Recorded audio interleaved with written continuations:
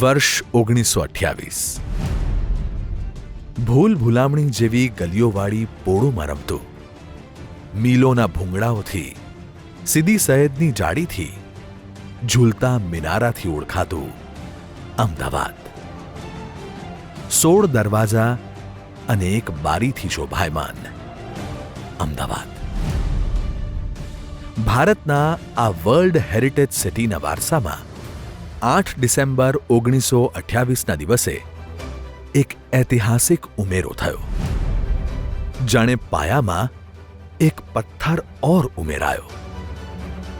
અમદાવાદના દરિયાપુર વિસ્તારમાં સુખી સંપન્ન પરિવારોની પોળો તરીકે પ્રચલિત એવી 5 પોળોમાંથી એકમાં એટલે કે લાલ પોળમાં જન્મ થયો શ્રી હિંમતભાઈ કપાસીનો.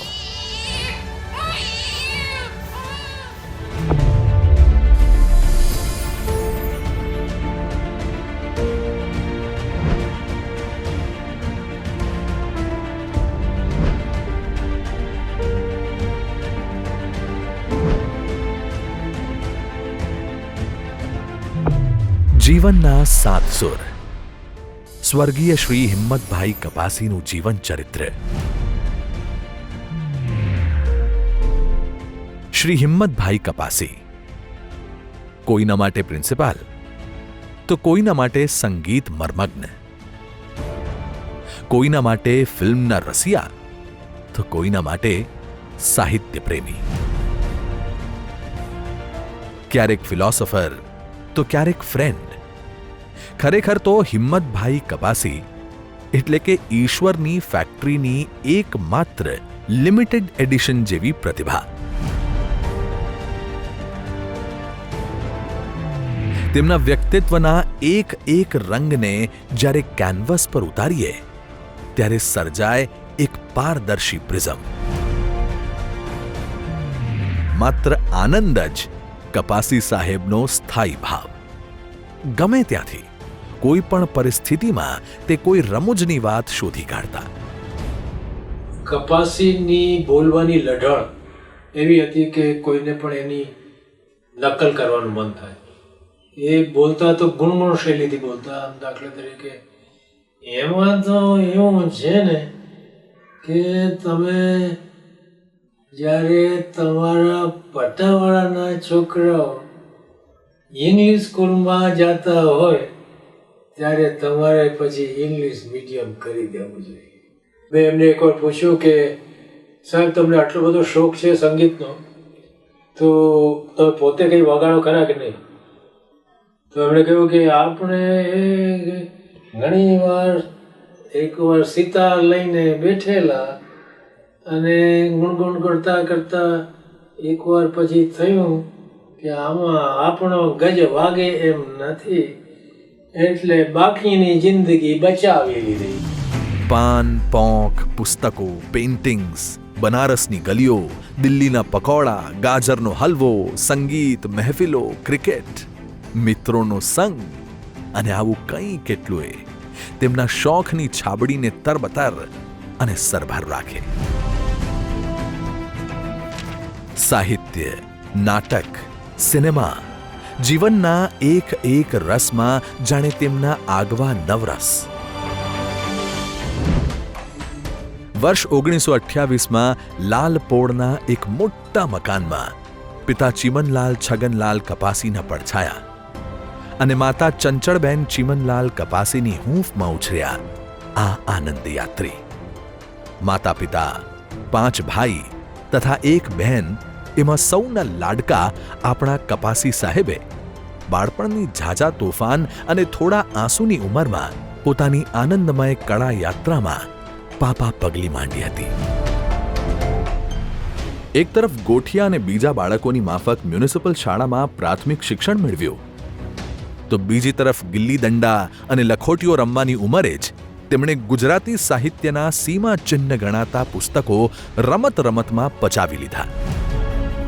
એક તરફ સામાન્ય બાળકોની માફક ઘીકાંટા વિસ્તારના પાનકોર નાકા પર સ્થિત ન્યૂ હાઈસ્કૂલમાં મેટ્રિક સુધીનો અભ્યાસ કર્યો, તો બીજી બાજુ 7 સુરોની સરગમનો સમુદ્ર પણ તેમણે એક એક લય અને તાલના મોજાને માણતા પાર કર્યો.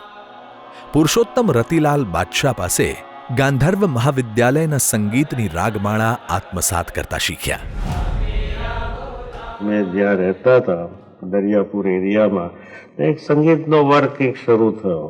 સંગીતનો વર્ગ ત્યારે એટલે કે એક રતિભાઈ બાદશાહ કરીને હતા માંડવીની પોર બાજુના સીધા સાદા માણસ મ્યુઝિશિયન, એમને આ વર્ગ શરૂ કર્યો. તો કહે છે કે આપણે ચાલો આ ક્લાસમાં આપણે જવું જ જોઈએ. એટલે મને તો કંઈ એ લોકોએ કન્સલ્ટ કર્યો જ નહોતો, પણ આ જે વડીલો જે 3-4 વર્ષે જે મોટા છે એમાં મારા મોટા ભાઈ પણ હતા, બીજા બધા ત્યાં એ લોકોએ નક્કી કર્યું કે આપણે જઈએ. જે એનો કોર્સ તો બહુ મર્યાદિત હતો અને પેલી મેમરી સારી, એટલે આ જેમાં રસ પડે એમાં જ મેમરી સારી છે. પછી બીજી ઘણી વસ્તુઓ બધામાં યાદ રહેવું નથી, પણ એ બધું યાદ રહી ગયું. અને જે પેપરને બધું આપ્યું તો આ લોકો જે મને ના પાડતા હતા, મારા માર્ક બહુ આવ્યા, 1લો નંબર જેવો આવી ગયો. એટલે નંબર જ હતો બોર્ડની અંદર એ વખતે. એટલે મારો ભ્રમ ત્યાંથી શરૂ થયો કે હું મ્યુઝિશિયન બની શકું. 1942માં સંગીતની પ્રથમ પરીક્ષા તેમજ 1944માં દ્વિતીય એટલે કે પ્રવેશિકા પરીક્ષા આપી. 8મા ધોરણમાં સંગીત વિશારદ થયેલા આપણા કપાસી સાહેબે 1942માં પ્રસિદ્ધ કલાકાર જયંતીલાલ પટેલ ઉર્ફે રંગલો સાથે આઝાદીની ચળવળમાં પણ ધૂમ મચાવી.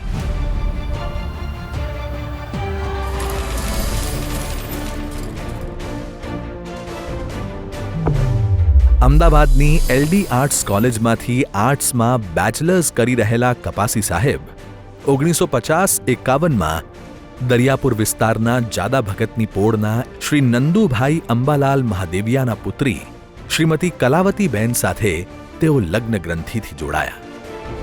શ્રીમતી કલાવતીબેને વિનોદયાત્રી કપાસી સાહેબની રંગબેરંગી જિંદગીમાં ઉમેર્યો ગૃહસ્થ જીવનનો વધુ એક રંગ.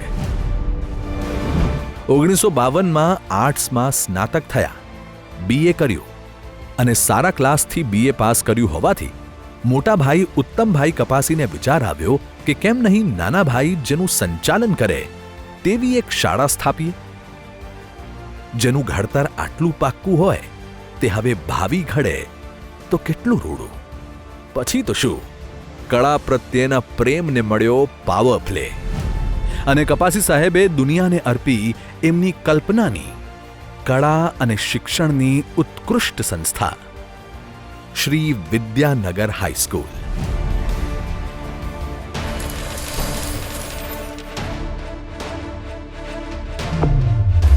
અમદાવાદ સ્થાપના દિવસ એટલે કે 26મી ફેબ્રુઆરી 1953ના દિવસે શ્રી વિદ્યાનગર હાઈસ્કૂલનું થયું ઉદ્ઘાટન અને કપાસી સાહેબે આરંભી તેમની શિક્ષણ ક્ષેત્રની સફર. વિદ્યાર્થીઓએ શાળા ભણી પગ માંડ્યા અને સ્કૂલ તો ધમધમવા માંડી. 1953ના વર્ષે તેમના ઘરે જન્મ લીધો તેમના પહેલા પુત્ર જગતભાઈ કપાસીએ. કપાસી સાહેબે વડોદરાની MS યુનિવર્સિટીથી ગુજરાતી અને ઇતિહાસને મુખ્ય વિષય રાખીને બીએડનો ઉચ્ચ અભ્યાસ આરંભ્યો અને ડિગ્રી મેળવી અને પછી આચાર્યનું સ્થાન શોભાવી શાળાનું સુકાન હાથમાં લીધું. બીએડના ઉચ્ચ અભ્યાસની સૂઝબૂઝ સાથે કપાસી સાહેબે આદરી શ્રી વિદ્યાનગરની સાંસ્કૃતિક ક્ષેત્રમાં આગેકૂચ. આકાશવાણી આંતરશાળા નાટ્ય સ્પર્ધામાં ગુજરાતમાં શ્રી વિદ્યાનગર પ્રથમ. અનેક વર્ષો સુધી નોટ આઉટ જેવી પરિસ્થિતિ, તબલાના તાલ અને ગરબાની રમઝટ સાથે નક્કર અસ્તિત્વનું ટપકું પડ્યું રસોત્સવ પર.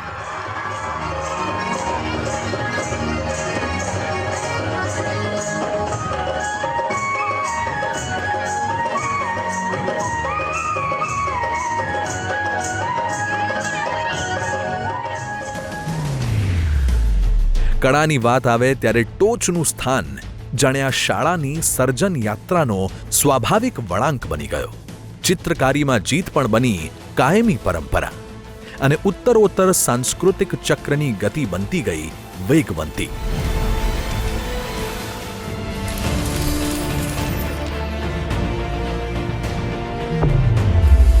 એક તરફ 1959માં તેમના બીજા પુત્ર ચેતનભાઈ કપાસીનો જન્મ થયો અને બીજી તરફ 1960ના અરસામાં નાના ભાઈ ચંદુભાઈ કપાસી કેમિકલમાં બીટેક કરવા અમેરિકા ગયા. બંને પ્રસંગોએ સમગ્ર કુટુંબને અર્પી એક મહત્તમ આનંદની ઘડી.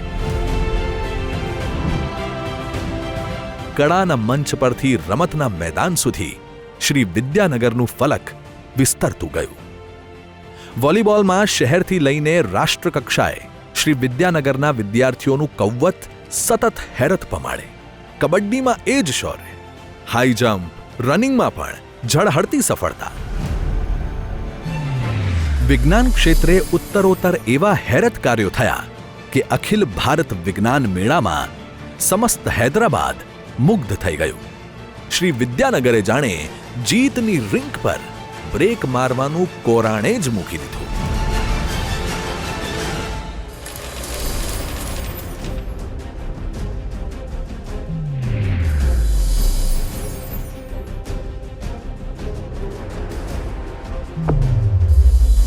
કપાસી સાહેબ સંગીતના રસિકજન તો હતા જ, પણ સંગીતમાંથી તેમને નાટકનો ચસ્કો લગાડનારા એટલે એમના પરમ મિત્ર અને પ્રસિદ્ધ લેખક મધુરાય ઉર્ફે મધુસૂદન ઠાકર.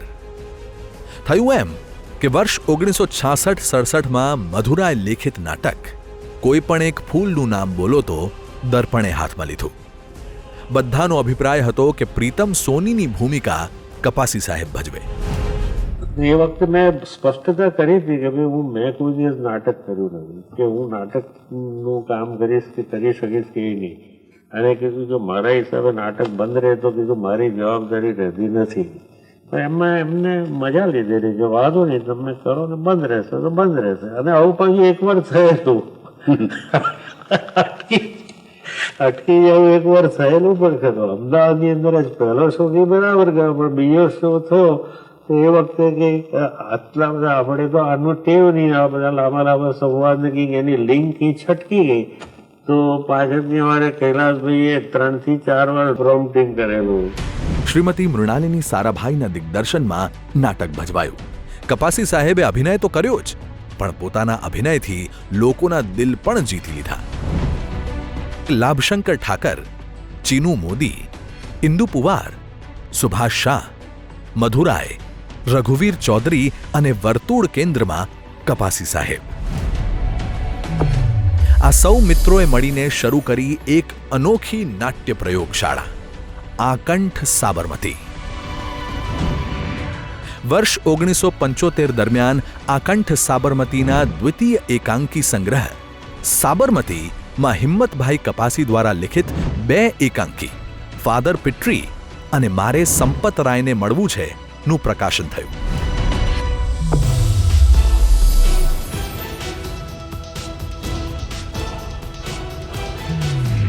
શ્રી વિદ્યાનગરની પ્રવાસ પ્રવૃત્તિઓ વિશે એવું કહેવાતું કે કોઈ બાળક જો 5મા ધોરણથી લઈને 11મા ધોરણ સુધી ભણે તો એ દરમિયાન ઉત્તર, દક્ષિણ, પૂર્વ, પશ્ચિમ અને સમગ્ર ભારતનું ભ્રમણ થઈ જ જાય.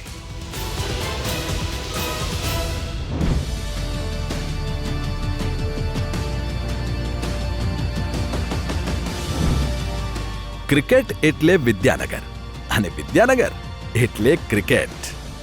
સ્વયં કપાસી સાહેબના આ શબ્દો છે. ક્રિકેટની મેચ હોય અને સાહેબ ઉપસ્થિત ન હોય એવું બને જ નહીં. મેચમાં જીત્યા તો શાળામાં રજા, આંતરરાષ્ટ્રીય મેચ હોય તો સાહેબના કાને રેડિયો અચૂક હોય.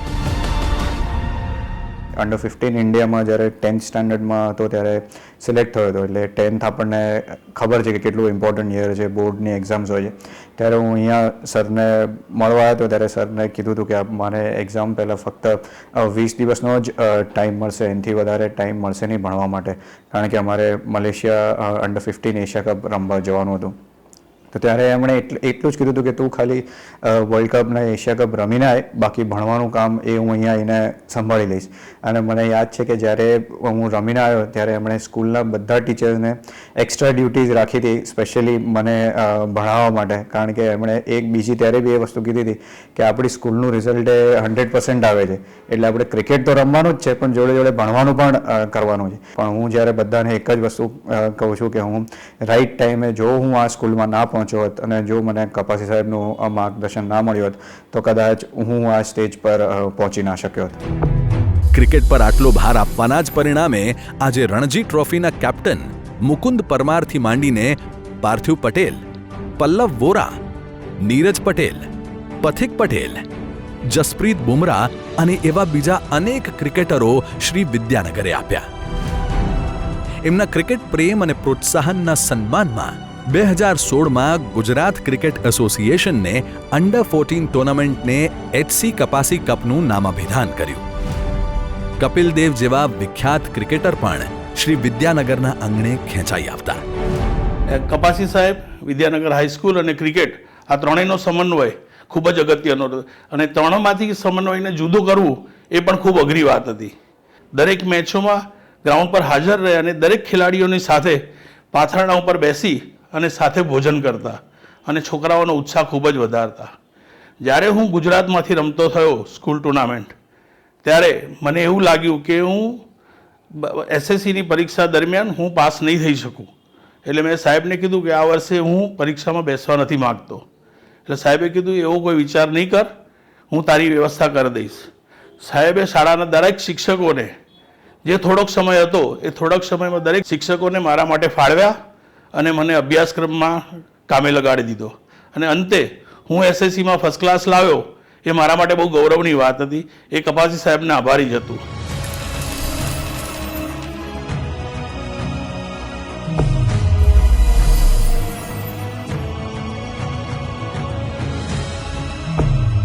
કપાસી સાહેબ અને શ્રી વિદ્યાનગરના આ સફરમાં જોત જોતામાં 25 વર્ષ વીતી ગયા. ઢોલીડા ઢબુક્યા, શરણાઈઓ ગૂંજી, તોરણો બંધાયા, આસો પાલવ લહેરાયા. શિરમોર કાર્યક્રમ બની રહ્યો રજત જયંતી પ્રદર્શન.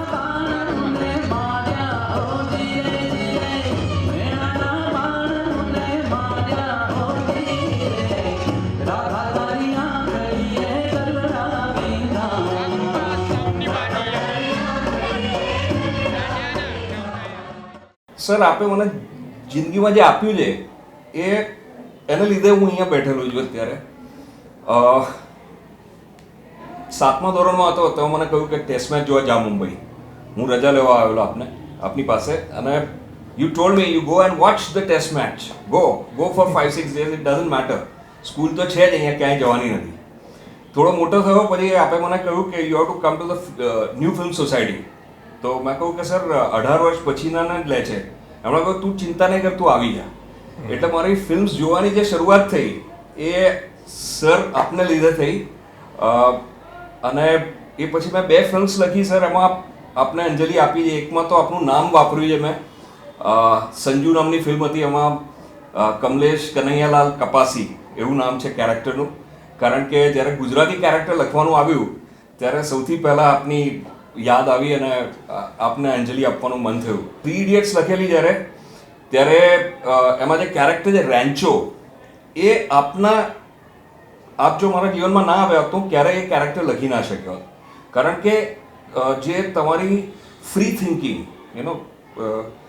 જિંદગીની મજા લેવાની અને એકદમ ઓથેન્ટિક રીતના મજા લેવાની એ જે વાત છે એ રેન્ચોના કેરેક્ટરમાં છે અને એ બિલકુલ આપની પાસેથી હું શીખ્યો. અને sir that is due to you. Thank you so much. School પત્યા પછી મને એવું લાગ્યું કે હું કપાસી સાહેબને એટલા જ ઓળખું છું જેટલો અભિજાત ઓળખે છે. કારણ કે માણસ નહોતો પણ એક આબોહવા હતી. એમ કહેવાય ને કે એક શહેરમાં 2 કે 3 માણસો એવા હોય છે કે જેના વિશે વાત ચાલુ થાય તો 12 થી લઈને 36 કલાક સુધી માણસો એના વિશે બોલી જ શકે. 25 વર્ષના આ સફરમાં કપાસી સાહેબે સમગ્ર શિક્ષણ ક્ષેત્રમાં શ્રી વિદ્યાનગરના રૂપે એક અનોખું ઉદાહરણ સામે મૂક્યું. સનત વ્યાસ, પરેશ નાયક, સુભાષ બ્રહ્મભટ્ટ, અભિજાત જોશી, સૌમ્ય જોશી અને સ્મિતા શાસ્ત્રી જેવા કેટલા કલાકારો, ડોક્ટરો, ઇજનેરો શ્રી વિદ્યાનગરમાં કપાસી સાહેબની આંખ સામે તેમની હૂંફમાં ઉછર્યા છે. 31 વર્ષના ગુજરાતના સૌથી યંગ કલેક્ટર સુરતના ધવલ પટેલ પણ શ્રી વિદ્યાનગરની દેન અને મહેસાણાના કલેક્ટર HK પટેલ પણ. મારી ઓળખ એક કેન્સર સર્જન કે કેન્સર હોસ્પિટલના ડાયરેક્ટર કે પછી president of India of foundation for head and neck oncology કરતાં વધારે સારી રીતે આપી મને જે ગમે છે એ વિદ્યાનગર હાઈસ્કૂલનો સ્ટુડન્ટ અને કપાસી સાહેબનો શિષ્ય. આ સ્કૂલ પહેલી વાર એવી સ્કૂલ જોઈ કે જેની અંદર 2 પીરિયડની વચ્ચે ઘંટ વાગવાને બદલે મ્યુઝિક વાગે, પીરિયડ ચેન્જ થયો એ જણાવવા માટે. એક અંદરનો સ્વભાવ મને ત્યારે જાણવા મળ્યો જ્યારે હું અને મારી પાર્ટનર કૃષ્ણા જાડેજા અમે 2 જણા વિદ્યાનગર હાઈસ્કૂલમાં હતા. મિડલ ક્લાસ ઇકોનોમિકલ બેકગ્રાઉન્ડમાંથી આવવાને લીધે ઘણું બધું ઇકોનોમિકલ કન્સ્ટ્રેન્ટ હતું. કપાસી સાહેબે એ વખતે એવું કહ્યું કે એફ્લુઅન્ટ પેરેન્ટ્સ, ટીચર્સ અને હું પોતે કોન્ટ્રીબ્યુટ કરીશ તમને લોકોને સપોર્ટ કરવા માટે. આજ દિવસ સુધી મેં ક્યાંય એવું સાંભળ્યું નથી કે કોઈ પણ રમતવીરના ભવિષ્ય માટે એની સ્કૂલના બીજા સ્ટુડન્ટ્સના પેરેન્ટ્સ, ટીચર્સ કે સ્કૂલના પ્રિન્સિપાલે કોન્ટ્રીબ્યુટ કર્યું હોય. ભણતર અને ગણતર બંને થવા જોઈએ કોઈ પણ વ્યક્તિના ડેવલપમેન્ટ માટે. વિદ્યાનગર સ્કૂલમાં એસએસસીનું રિઝલ્ટ જુઓ, 12માનું રિઝલ્ટ જુઓ, મેડિકલમાં એડમિશન જુઓ, એન્જિનિયરિંગમાં એડમિશન જુઓ તો 15-20% છોકરાઓ આપણી સ્કૂલના જ હોય. પરંતુ બીજા ક્ષેત્રોમાં પણ આપણા વિદ્યાર્થીઓ આગળ વધ્યા અને એનું કારણ વિદ્યાનગર હાઈસ્કૂલ અને એમાં પણ કપાસી સાહેબનું વિદ્યાર્થી પ્રત્યેનો જે પ્રેમ અને એટેચમેન્ટ અને એના કરતાં બી એમની યાદશક્તિ એટલી અદ્ભુત હતી કે તમે છક ખાઈ જાઓ. એક દાખલો આપું તો હું છે તે 1967માં સ્કૂલમાંથી પાસ થયો. મારી સાથેનો એક વિદ્યાર્થી હતો, એ છે તે અમેરિકા હતો અને લગભગ 15 વર્ષે પાછો આવ્યો. મને કે સાહેબને મળવું છે. મેં કહ્યું ચાલો. સ્કૂલમાં આવ્યો તો સ્કૂલમાં કે ના એ રમત ઉત્સવ ચાલે છે ત્યાં વિદ્યાપીઠના ગ્રાઉન્ડ પર. તો પછી ત્યાં ગયા, બાજુમાં જ ગ્રાઉન્ડ છે. તો પસાર થતા હતા અને એ મારી જોડે વાત કરતો હતો. સાહેબને અમે જોયા નહોતા, સાહેબ એમને જોયા નહોતા, પણ એના અવાજ પરથી સાહેબે અંદરથી બૂમ પાડી, એ સિદ્ધાર્થ. એટલે એ પણ આશ્ચર્યમાં પડી ગયો, હું પણ આશ્ચર્યમાં પડી ગયો કે 15 વર્ષ પછી માત્ર અવાજ પરથી વિદ્યાર્થીને સાહેબ ઓળખી જતા હતા. એટલે એ એમનું કેટલા ઓતપ્રોત હતા વિદ્યાર્થીઓમાં અને વિદ્યાર્થીઓના ભણતર અને બીજી એક્ટિવિટીમાં. તેમાં પણ કપાસી સાહેબે આખી જિંદગીની ધૂણી ધખાઈને વિદ્યાનગર પાછળ એક તપ કર્યું, ઉદ્યમ કર્યું. તપસ્વી ગયા, એનું તપ રહી ગયું. He was a gentleman in the highest sense. આજે જ્યારે એમનું સ્મરણ આવે છે ત્યારે વધારે તો શું કહેવાય, ગની દહીવાલા યાદ આવે છે કે જિંદગીનો એ જ સાચો પડઘો છે ગની, જિંદગીનો એ જ સાચો પડઘો છે ગની કે માણસ હોય નહીં અને નામ બોલાયા કરે. ઘણીવાર સાહેબ નાના મોટા એમના બી કંઈ હેલ્થના પ્રોબ્લેમ હોય તો રાજુ ફોન કરે, આવું છું. પછી પાછા અમે 2 જણા પાછા બધું કામ મૂકી 10 મિનિટ અંદર બેસી, એમની વાત કરે, હું મારી વાત કરું, ચા પીએ અને શાંતિથી છૂટા પડીએ. સાહેબ ક્યારે રઘવાડમાં હોય એવું ના બને. ગમે એવો મોટો એમનો હેલ્થનો ઇસ્યુ હોય ને, પણ હી ટેક ઇટ સો લાઇટલી. હવે રાજુ આટલું ઉંમર થઈ, હવે આવું તો કંઈક તો થાય ને, કે આપણને ના થાય એવું કેવી રીતે બને, કે બધાને થાય તો આપણને પણ થાય. અને જે કહીએ બધું સ્ટ્રિક્ટલી ફોલો કરે પાછા. હું એમ અત્યારે વિચારું કે હું જે પણ કંઈ પોઝિશન પર છું એ સાહેબની અને સાહેબની સ્કૂલના લીધે ને એમણે જે ભેગો કરેલો સ્ટાફ અને એના લીધે જે આખું વાતાવરણ જે ઊભું થતું હતું એમાંથી જે ભણવામાં રસ ઊભો થયો અને એમાંથી જ અમે આ બધું કરી શકીએ એવું હજુ પણ મને in the back of mind એવું જ ફીલ થયા કરે.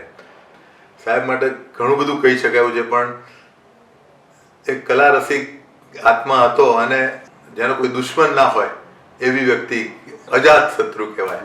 વિદ્યાનગર શાળામાંથી અને કપાસી સાહેબના વહીવટમાંથી જે વસ્તુઓ અમે શીખ્યા છીએ અને આજે પણ એનું અનુકરણ કરવાનો પ્રયત્ન કરીએ છીએ, એ હંમેશા શિક્ષકોને અને આચાર્યને મદદરૂપ થવા માટે અને નવા પ્રોજેક્ટ્સ, નવી વસ્તુઓ કેવી રીતે આપણે કરી શકીએ અને વિદ્યાનગર માટે સૌથી સારું શું થઈ શકે એવું એમના મનમાં હંમેશા રહેતું. એટલે એવા કપાસી સાહેબની છત્રછાયામાં ઉછરેલી સંસ્થામાં ભણવાનું મને સૌભાગ્ય મળ્યું છે. એ માટે હું મારી જાતને ખૂબ ધન્યવાદ સમજું છું.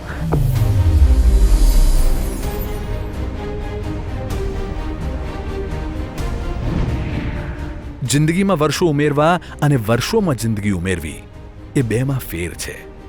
અને આ ફેર કપાસી સાહેબથી વધુ બહેતર પડી કોણ જાણે. માટે જ વ્યવસાય સાથે તેમના આનંદનો વિષય એટલે કે કળાને સાંકળીને જીવ્યા જીવન. 1979 નું વર્ષ યાદ આવે છે.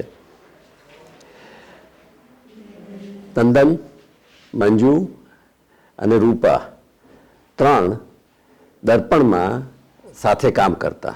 દર્પણમાં એક મ્યુઝિક ડિપાર્ટમેન્ટ હતું. પછી એમને વિચાર કરતા એમ લાગ્યું કે દર્પણ સંસ્થાનું મેઇન ફોકસ ડાન્સ પર છે, તો મ્યુઝિક માટે આપણે સંસ્થા ઊભી કરવી જોઈએ.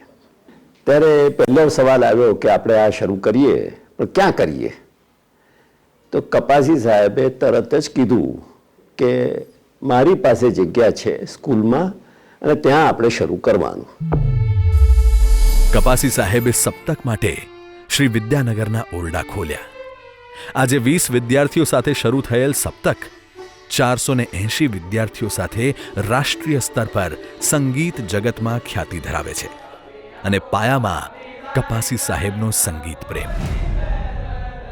सप्तक शुरू होने के बाद में रोज शाम को हिम्मत भाई कपासी, नंदन भाई और कितने ही लोग वहाँ जो शाम को एक माहौल जमता था, सब तरह की वहाँ संगीत की बातें होती थी, सब तरह संगीत, साहित्य, चित्रकला, तीनों के वो महारथी थे। एक इंसान इतनी चीज़ों की जानकारी एक जीवन में प्राप्त कर सकता है, अद्भुत अद्भुत प्रतिभा। और अहमदाबाद में जब शास्त्रीय संगीत के बारे में कुछ भी पूछना हो तो हमारे लिए तो एक ही व्यक्ति थे, वो आदरणीय कपासी साहब। Kapasi Saab has been one of the greatest source of support for Saptak, and under his watchful eye, along with Nandan Bhai, this festival has prospered and has become one of the major and premier festival of India.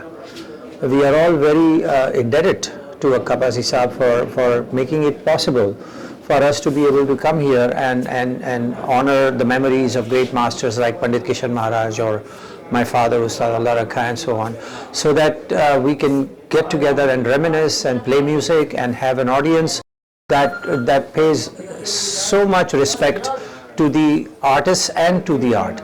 And because of that, I have to bow and say thanks to sir, because with him and Nandan Bhai and all, they've created a whole, what should I say, a tradition of listening to Indian music and great listeners of Indian music in this city, the great city of Ahmedabad. It is a foundation which started with two people's dream, which has become into a reality.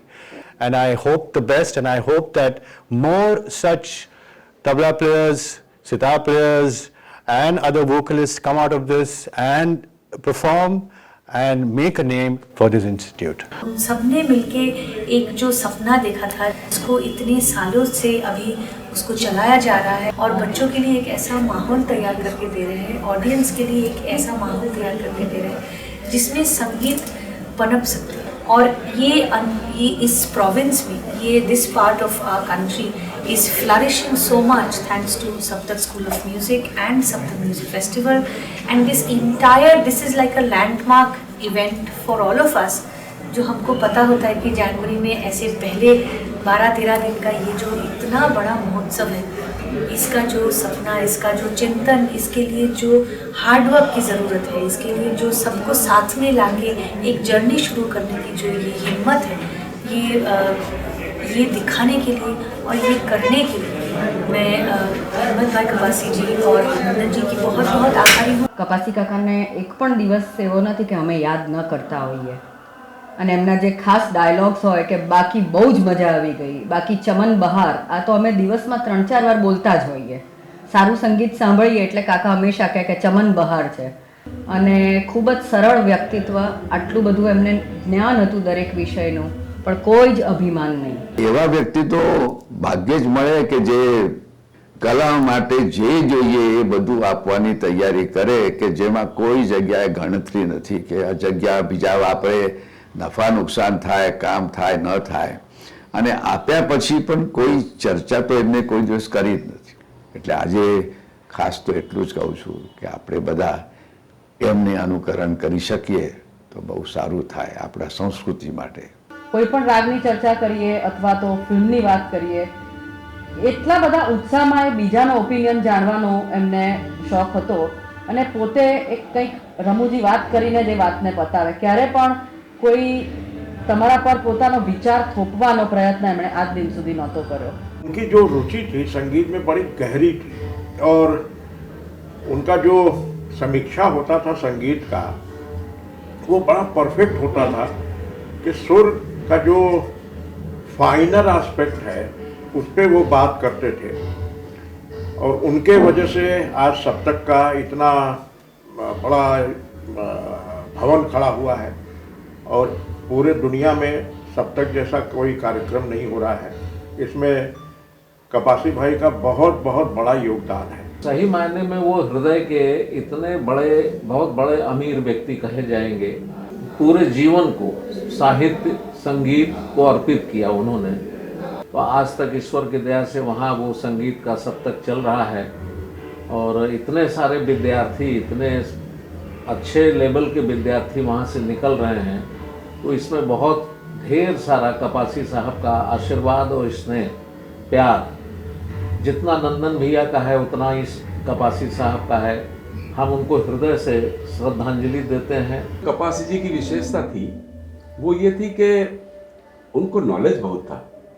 जो कुछ भी उनको जानकारी आपको चाहिए संगीत के विषय में, कलाकार के विषय में और आयोजन के विषय में, वो सारी उनको बिल्कुल कंठस्थ थी और मालूमात बहुत थी. उसके जानकार थे, वो शायद जानकार थे इसीलिए उन्होंने सप्तक का भविष्य उसी समय देख लिया था. तो मैं कहूँगा कि वो एक तरीके से भविष्य दृष्टा भी थे. हमें तो लगता था कि वो नंदन जी के भाई थे क्योंकि वो साथ में बैठते थे हमेशा. तो हमें तो ऐसी स्मृति है कि वो बिल्कुल सप्तक के जो खास विशिष्ट लोग हैं जिन पर सप्तक टिका हुआ है उसमें कपासी जी का स्थान है. और उन्होंने जो कुछ इस समारोह को आज विश्व स्तर पर ले जाने के लिए जो एक नींव के पत्थर का काम किया है वो बहुत वंदनीय है. हम उनको प्रणाम करते हैं और ईश्वर उनकी आत्मा को शांति दे और उन्हीं के प्रयास से आज सप्तक फल फूल रहा है. निश्चित रूप से वो इसे देखकर प्रसन्न हो रहे होंगे.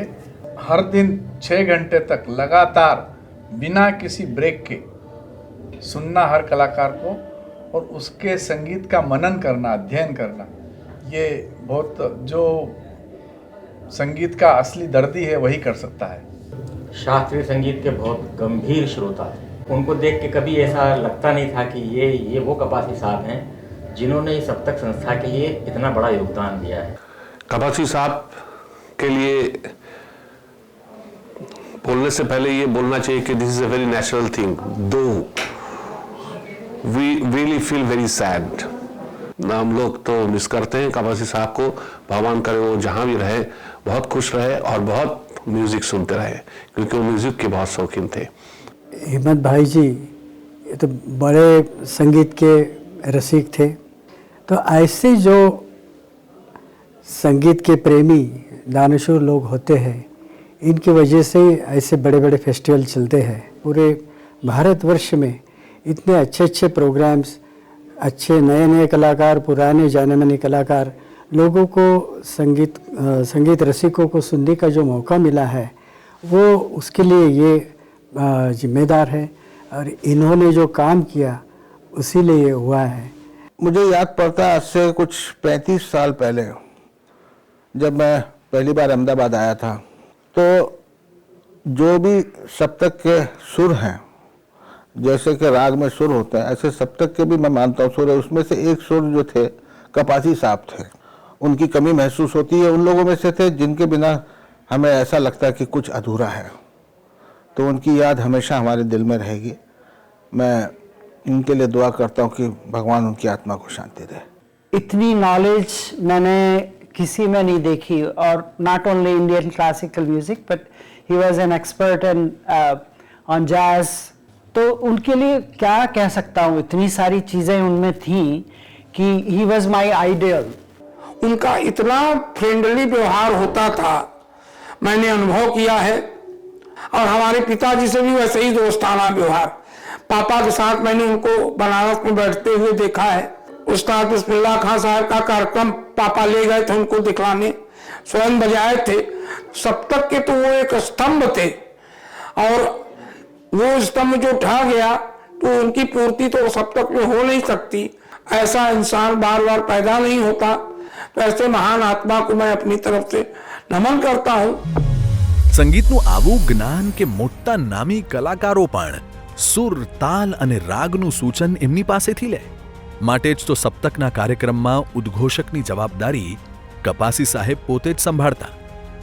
પ્રસ્તુત થનાર સંગીતકારો વિશે પ્રેક્ષકોને તેમની આગવી શૈલીમાં તમામ માહિતી આપતા. આ કામ તેઓએ લગભગ સને 2010 સુધી નિભાવ્યું. जब बात आती है अहमदाबाद शहर की तो एक शख्स का नाम उभर कर आता है, श्री हिम्मत भाई कपासी। न केवल संगीत बल्कि कला और साहित्य और फिल्म्स, इंटरनेशनल फिल्म फेस्टिवल भी उन्होंने एक बहुत ऑर्गेनाइज किए। हम उनको सब श्रद्धांजलि देते हैं और हमेशा याद रखते हैं। हर साल ये फेस्टिवल यहाँ होता है और उनकी कमी, उनकी जो कुर्सी थी वो खाली देखते हुए उनकी बहुत याद आती है। हम सब उनको बहुत मिस करते हैं। वो अमर रहेंगे, उनको हम सब लोग याद करते हैं। फिल्म જે વર્લ્ડ સિનેમા તરફ ગુજરાતી પ્રેક્ષકોનું જરા પણ ધ્યાન નહોતું, એ વર્લ્ડ સિનેમા પર અમે નક્કી કર્યું કે લોકોને બતાવીએ અને લોકો જુએ ને ખબર પડે કે હિન્દુસ્તાનમાં બનતી ફિલ્મોની બીજી બાજુ બી કઈ છે. તો હવે આને માટે વ્યવસ્થા જોઈએ, થિયેટરની પ્રોજેક્શન માટે વ્યવસ્થા જોઈએ અને પૈસા જોઈએ basically. First thing what we did was to become member of the Federation of Film Societies of India. એટલે જે ઓરિજિનલ ફોર્મમાં વર્લ્ડ સિનેમા બને એ જ ફોર્મમાં આવે. એ કપાસ સાહેબ જોડે વાત કરી અને કપાસ સાહેબ કહ્યું સારું આપણે મેમ્બર થઈએ, અને મેમ્બરશિપ ચાલુ કરી. 800 મેમ્બર થઈ ગયા. લગભગ 6 વર્ષ ન્યૂ ફિલ્મ સોસાયટી બહુ સારી રીતે ચાલી. પછી એક દિવસ સુભાષ દેસાઈનો ફેડરેશનમાંથી ફોન આવ્યો. Subhash was secretary of federation of film society, કે કપાસ સાહેબને આ માનપત્ર આપવા માટે અમે સિલેક્ટ કર્યા છીએ, જેનું યોગદાન ફિલ્મ સોસાયટી મૂવમેન્ટમાં બહુ છે, સ્પેશિયલી ફ્રોમ વેસ્ટર્ન ઝોન. કપાસ સાહેબની ઈચ્છા નહોતી કે આ અવોર્ડ લેવા જાય, પણ આગ્રહ કર્યો, જગતભાઈ આગ્રહ કર્યો કે જાઓ જાઓ.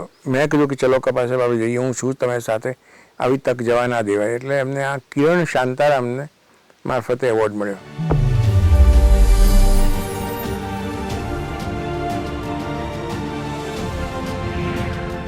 તરંગ ફિલ્મ સોસાયટીના સભ્ય કપાસી સાહેબ વિશ્વભરની પ્રખ્યાત ફિલ્મો જોતા, બીજાને વર્લ્ડ સિનેમા જોવા પ્રેરિત કરતા.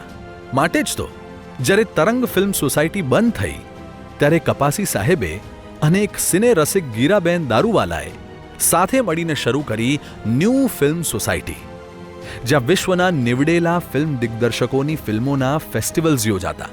અહીં ફેડરિકો ફેલિન, તાર્કોવોસ્કી, આકીરા Kurosawa, Satyajit Ray, Charlie Chaplin, Godard, Mira Nair, Bergman જેવા નામાંકિત દિગ્દર્શકોની ફિલ્મ શોખીન પ્રેક્ષકોને બતાવતા. ફિલ્મોના રસિયા કપાસી સાહેબે પુણેની એક જાણીતી ફિલ્મ ઇન્સ્ટિટ્યૂટ દ્વારા સંચાલિત 1 મહિનાનો ફિલ્મ એપ્રિસિએશનનો કોર્સ પણ કર્યો. સ્વરલોક અને સિને રાગ કપાસી સાહેબ દ્વારા લિખિત આ 2 પ્રકાશનમાં આજે પણ કપાસી સાહેબનો સંગીત અને સિનેમા માટેનો પ્રેમ સુવર્ણ અક્ષરોથી અંકિત છે, તેમના જ શબ્દોમાં.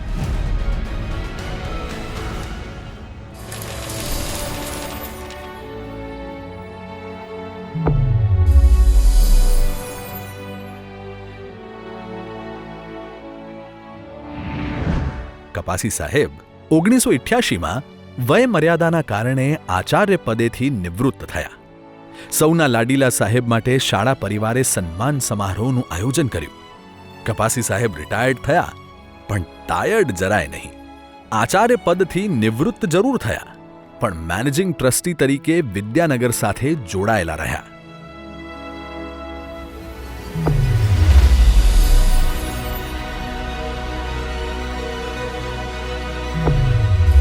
વર્ષ 2003માં આવી શ્રી વિદ્યાનગરની 50મી વર્ષગાંઠની શુભ ઘડી. કપાસી સાહેબે 1953માં વાવેલું એમનું આ બીજ એક વટવૃક્ષ બની ટટ્ટાર ઊભું જોયું. હરખ તો એવો કે 26 ફેબ્રુઆરી 2002થી જ સુવર્ણ જયંતિ વર્ષની ઉજવણી શરૂ પણ થઈ. 26 ફેબ્રુઆરી 1953ના દિવસે શાળામાં પ્રવેશ લેનાર પ્રથમ બાલિકા ત્યારના પટેલ રેખાબેન દુર્ગા પ્રસાદ અને હાલના ડોક્ટર રેખા ત્રિવેદીની ઉપસ્થિતિમાં સમગ્ર શ્રી વિદ્યાનગરે ગૌરવની લાગણી અનુભવી. તે પછી તો આખું એ વર્ષ સુવર્ણ જયંતિ નિમિત્તે વિભિન્ન મહત્વપૂર્ણ કાર્યક્રમો થયા. 15 ઓગસ્ટના દિવસે ડોક્ટર રાજેન્દ્ર પટેલના હસ્તે સુવર્ણ જયંતિ વર્ષના કાર્યક્રમોની સ્વિચ ઓન વિધિ. 26 ઓગસ્ટના દિવસે જાણીતા નૃત્યકાર અને પર્યાવરણવાદી શ્રીમતી મૃણાલિની સારાભાઈની ઉપસ્થિતિમાં વૃક્ષારોપણ કાર્યક્રમ. 26 થી 27 નવેમ્બર 2002 દરમિયાન શાળામાં ભોંય તળિયાથી ત્રીજે માળ આવેલી પ્રયોગશાળાઓ સુધી યોજાયો વિજ્ઞાન મેળો અને 6 થી 7 હજારની વિશાળ સંખ્યામાં વિદ્યાર્થીઓ હાજર રહ્યા. વર્ષ 2000માં એકલવ્ય એક્સલન્ટ એજ્યુકેટર એવોર્ડ. 2009માં ફિલ્મ સોસાયટી મૂવમેન્ટમાં અભૂતપૂર્વ ફાળો આપવા બદલ NFAI પૂના ખાતે પ્રખ્યાત ફિલ્મ દિગ્દર્શક શ્યામ બેનેગલના હસ્તે એવોર્ડ. 2014માં વર્લ્ડ થિયેટર ડે નિમિત્તે સન્માન તેમજ 2016માં શિક્ષણ, રમતગમત અને સાહિત્યના ક્ષેત્રમાં તેમના યોગદાન માટે ગુજરાતના હાલના રાજ્યપાલ શ્રી OP કોહલીના વરદ હસ્તે ધ સ્પિરિટ ઓફ અમદાવાદ નામક પુરસ્કાર. આ તો ફક્ત કપાસી સાહેબને મળેલા પુરસ્કારો છે. શ્રી વિદ્યાનગર હાઈસ્કૂલ તેમજ વિદ્યાર્થીઓએ વિભિન્ન ક્ષેત્રે મેળવેલ ખ્યાતિ, પુરસ્કારો, સન્માનમાં એક અંશે કપાસી સાહેબની જ તો જીત છે. પણ રમૂજ પ્રેમી આ માણસને ન ખ્યાતિની ચેષ્ટા ન પુરસ્કારો પર અભિમાન. એમને તો જોઈએ ફક્ત એમની એક રિવોલ્વિંગ ચેર, કાચ મઢેલ ટેબલ, ડાબી બાજુ ફોન, જમણી તરફ રેડિયો, ટેપ રેકોર્ડર અને સંગીતની મંદ ધ્વનિ.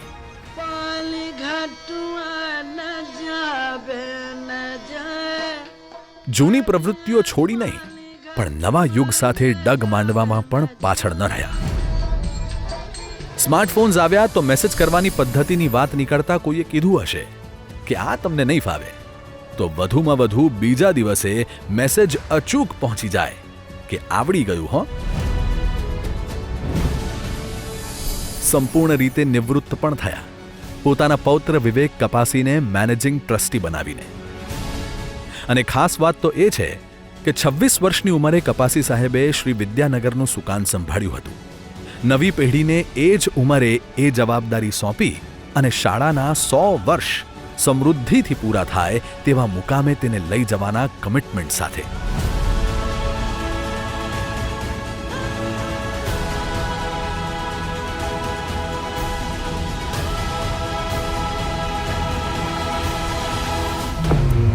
હર અદા ખુશગવાર એ તેમની ખાસ વાત. ભોજન પ્રેમ, વાચન પ્રેમ, રમત પ્રેમ, તમામ રસમાં આત્યંતિક. મારો પર્ટિક્યુલરી જે રૂમ છે એ રૂમની અંદર હવે કોઈ વસ્તુનો અભાવ નથી. એટલે મને જે ગમે છે એ બાબતમાં ત્યાં ટીવી છે, ટીવીમાં મને રસ પડે એવા પ્રોગ્રામ જોઉં. ત્યાં સાઉન્ડ સિસ્ટમ છે, એમાં પણ મને ગમે એ પ્રકારનું સાંભળ્યા કરું.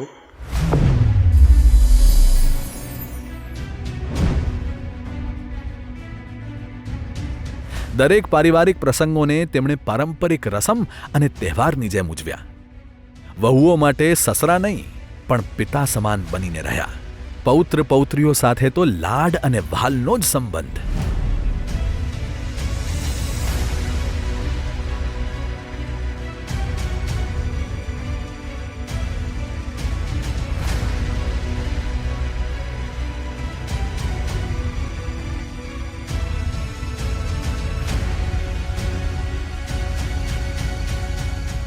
Kapasi Sahib, as he was popularly known as.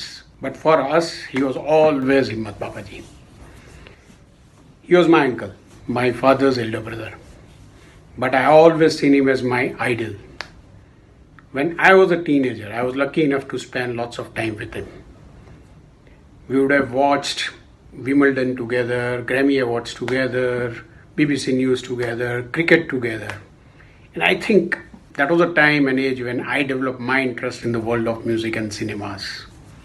So you can say that he was my gateway to the world of music and cinemas. One particular thing I always used to like about Kapasi Saab, he always knew what is required. But more importantly, he also knew what is not required. Probably this is why he was always at ease, he was always at peace, he was always happy, satisfied, contented. And that's why I respect him a lot. બસ આ રીતે જ જોઈએ તો એમનું વ્યક્તિત્વ એ બહુ જ humorous હતું. કોઈ બી નાના 5 વર્ષના છોકરો હોય કે 70 વર્ષના હોય, દરેકની સાથે બહુ સ્વાભાવિક રીતે મિક્સ થઈ જાય.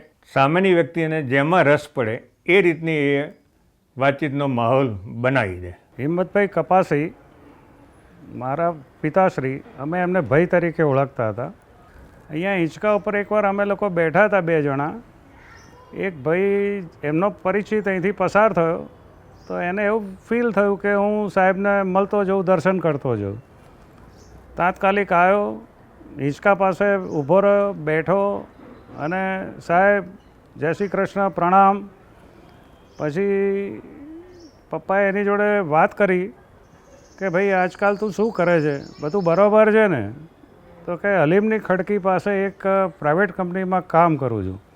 તો કે શાહપુર દરવાજાથી અંદર જઈએ એ જ એરિયા? એટલે કે હા. તો કે ત્યાં ગાડી કે અબ્દુલની ચા અને ખારી બિસ્કિટ તું ટેસ્ટ કરજે અને પછી તું મને જવાબ આપજે કે એનો ટેસ્ટ કેવો છે. પછી એ ભાઈ ગયો જય શ્રી કૃષ્ણ કહીને. પછી મેં એમને પૂછ્યું સાચું શું આમાં? એટલે કે હવે આના માટે અબ્દુલ એક સંશોધનનો વિષય બની જશે. ને ખરેખર એવું થયું. 6-1 મહિના પછી ફરી એ ભાઈ મને મળ્યા. મને કે યાર કોઈ જગ્યાએ અબ્દુલ નથી અને હલીમની ખડકીની આગળ એટલા બધા ચાવાળાની મેં તપાસ કરી કે ખારી બિસ્કિટને ચા વેચવાવાળો અબ્દુલ તો ત્યાં મળ્યો જ નહીં. આ તો એમની મજાની વાત હતી. માંદગીએ જકડ્યા ત્યારે આઈસીયુમાં ડોક્ટર કહે કે હિંમત ના હારતા, તો સામે કહેતા હું તો નહીં હારું, તું પણ ના હારતો. તેમના વિશે જેટલું કહો એટલું ઓછું છે. કળા, પ્રેમ અને સદ્ભાવનો આ સૂર્ય અસ્ત થયો ત્યારે પણ શ્વાસ અટક્યા, પણ રેકોર્ડ પર ચાલતી ગઝલ વાગતી રહી. જીવન અસ્ત થયું અને શોખ જીવતો રહ્યો. નીલે ગગન કે તલે કટારમાં શ્રી મધુરાએ લખેલું. અમદાવાદની એક જોવાલાયક જગ્યા એટલે હિંમતભાઈ સી કપાસી, શ્રી વિદ્યાનગર હાઈસ્કૂલના અધિપતિ. ઇદમ તૃતીયમ કટારમાં શ્રી વિનોદ ભટ્ટે તેમના સ્વર્ગવાસ સમયે નોંધેલું વર્લ્ડ હેરિટેજ સિટી અમદાવાદનો એક વજનદાર કાંગરો થોડા દિવસ પહેલા ખરી પડ્યો. નામ હિંમતલાલ કપાસી. દરેક પરિસ્થિતિમાં હસતા રહેતા આ વિનોદ યાત્રીને આપણી પાસેથી જૂટવી લઈને મૃત્યુએ શું મેળવ્યું? પણ હા, એક વાતની ખાતરી છે કે કપાસી સાહેબને પૂછ્યું હોત તો જવાબ આવત કે બાકી એ જ તો ગમ્મતની વાત છે ને.